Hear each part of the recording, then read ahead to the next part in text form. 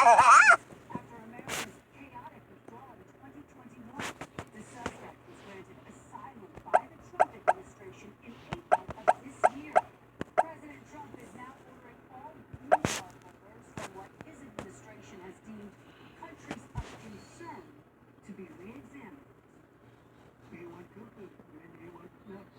And that happens too. It happens too often with these people. You see them. But look, this is how they come in. This is how they're standing on top of each other. It's a miracle. There was no vetting or anything. They came in unvetted. We have a lot of others in this stuff, and we're going to get them out. But they go cuckoo. Something happens to them. And joining me now is Homeland Security Secretary Kristi Noem.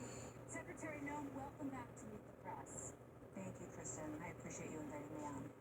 Thank you so much for being here at the conclusion of just a devastating week. I do want to start with the investigation into the attack on those two Guards members. What is the latest you can tell us about the attack, the suspect, Romanilo Lockenwall, and what you have learned about the motive, Secretary? Well, we know that this individual came into the country under Operation Allies Welcome during the Biden administration, and that disastrous withdrawal that we all watched unfold in 2021. He's been in this country and was in the Washington State area. We do know that we're talking to his contacts and going through information, continuing to gather that as we go forward. But we're going to use every tool at our disposal to bring him to justice and make him pay for what he has done, not just to America, but how he's devastated these families and taken the life of one of our soldiers and devastatingly injured another one that we're still praying for each and every day. My heart goes out to Andrew and Sarah's families. I can't imagine what they're going through. And President Trump is absolutely dedicated to making sure that he's bringing this individual to justice, and anyone that he would have talked to, anyone that he knows that would have known about this plan and this attack, he will absolutely bring in, and there will be consequences, and they will pay.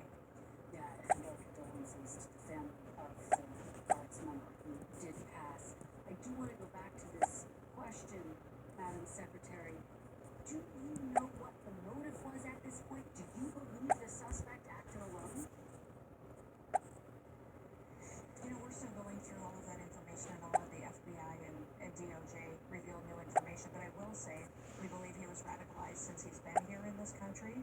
We do believe it was through connections in his home community and state, and we're going to continue to talk to those who interacted with him, who were his family members, to talk to them. So far, we've had some participation, but anyone who has information on this needs to know that we will be coming after you, and we will bring you to justice. We absolutely will persecute you, because we do know that we will never allow this to continue to happen in our country. Allow individuals who came to our country that were unvetted by Joe Biden, allowed to run free and loose. We are going to bring them to justice and make sure that they're returned out of this country if they aren't here for the purposes of being an American.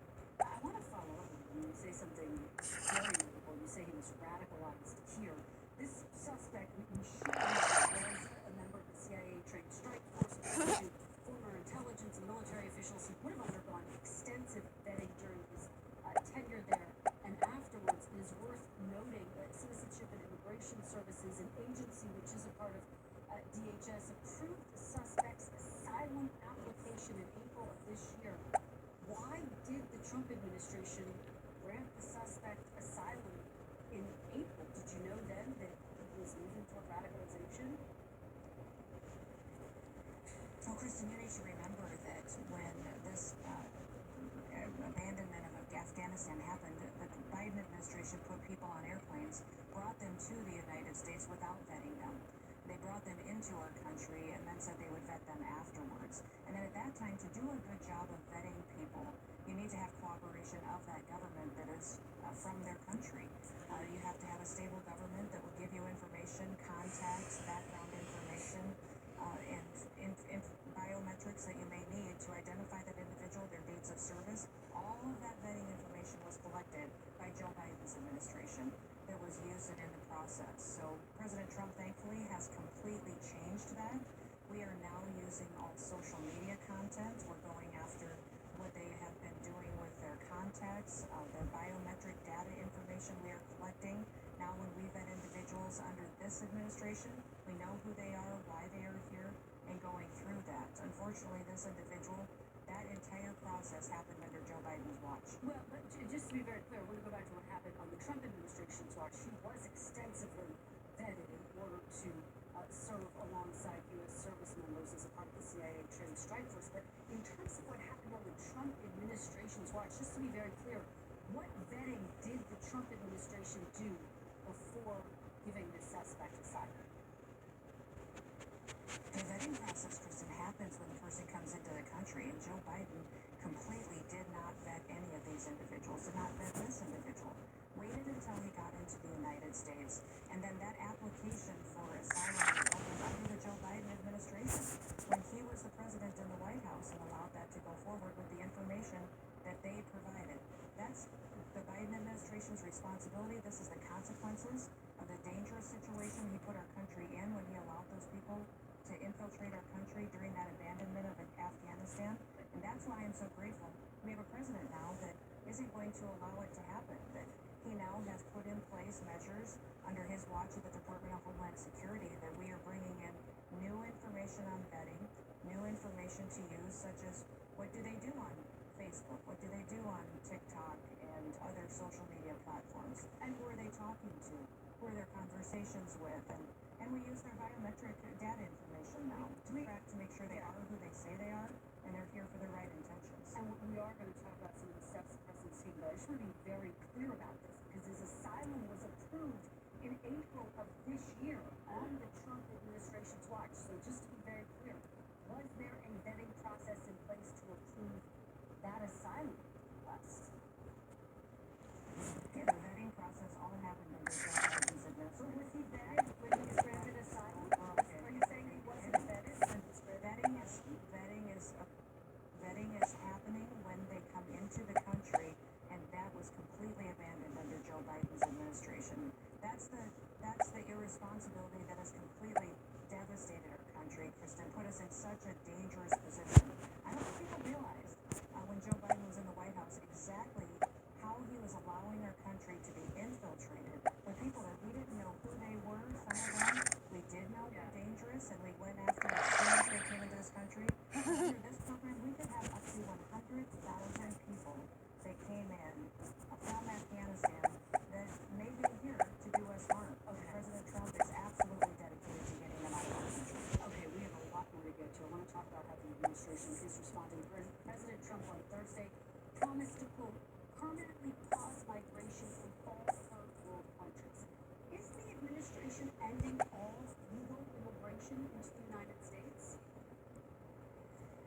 The president is absolutely determined to stop all processes at this point in time for third world countries until we can have a thorough opportunity to go through these individuals, know that they're here for the right intentions, and that they even should be in our country to begin with. He's putting Americans first, their safety first, and these third world countries don't have stable governments, they can't sustain them, they can't tell us who they are, and that's really the consequence of what we're seeing unfold with the violence on our streets is because these countries that people have been traveling to our shores from for so many years under the Biden administration, their governments didn't tell us who they were. We don't have a proper vetting process. So that's one of the things I'm so grateful for is that President Trump has been bold enough to say, you know what, we're going to stop. We're not going to allow this to continue until we have a process in place that ensures that it actually has integrity for people that will protect us and keep us safe. Well, the Director of Citizenship and Immigration Services posted Friday that the agency, quote, has halted all asylum decisions until we can ensure that every alien is vetted and screened to the maximum degree possible. For people fleeing violence and persecution who are hoping for protection here in the United States, one of the hallmarks of this country, is the United States now closed to them officially? They will be properly vetted. They will have new standards put in place, applied to them to ensure that they're here for that purpose. When will the asylum process start Here until we're sure that they're going to be someone who truly deserves that program, deserves that opportunity. And under the last administration, that just wasn't happening. We had all kinds of people come in and use those programs for nefarious purposes, and it's going to stop. Okay, when will the asylum process start again? Well, it'll start when we know that we have dealt with the backlog that we have, Kristen. One of the things that nobody's talked about yet is that Joe Biden left us with a backlog of 1.5 million asylum cases. They allowed so many people to abuse that program that they didn't even process the paperwork. So people who maybe, as you would say, could have credibly claimed this, they weren't even getting processed for years and years because they were allowing it to be abused in such a way. Will you- That backlog needs to be cleared up. The individuals who are here in this country on that program need to be vetted under our standards that we're implementing under President Trump to ensure that they even should be in our country. And if they're not, removed immediately. Will you deport people with pending asylum claims, Madam Secretary? We will if they should be, absolutely. Yes, we are going to go through every single person that has a pending asylum claim, has an asylum claim here in this country. You know, one of the requirements of asylum is that you have to come in every single year for a checkup and an interview process and a re-vetting, and that is something that we're going to expedite and happen immediately with anyone who does have that asylum claim today, and ensure that they deserve to still be in this country, that they still have the purposes for which they claimed that asylum in place, and that they're not here being radicalized and perpetuating dangerous criminal activity against our Americans. President Trump wrote on Thursday, quote, only reverse migration can fully cure this situation. On Friday, DHS posted, quote, remigration now. As you probably know, this term has been used in different situations, but including that